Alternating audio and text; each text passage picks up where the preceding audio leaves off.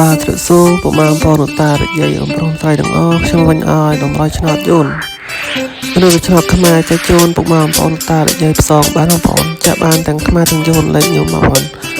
ហើយមួយទៀតសម្រាប់បងប្អូនចង់បានលេខច្បាស់ខ្មែរឬក៏យូនគ្រប់ម៉ោងលេខយើងនឹងយើងជូនគុណបងប្អូនtôiខ្ញុំបានឲ្យតម្រៃឆ្នោតនឹងយូរហើយដោយសាររឿងរវល់បងប្អូនហើយក៏សុំទោសបងប្អូនជាមុនផងខ្ញុំបានទិញតម្រៃតែចាប់ពីថ្ងៃនេះទៅខ្ញុំនឹងឆ្លៀតបងប្អូនឆ្លៀតតែទិញខ្ញុំឲ្យតម្រៃបងប្អូនជាថ្ងៃហើយបងប្អូនអាចឆានមក Facebook Page ក៏បានយកលេខ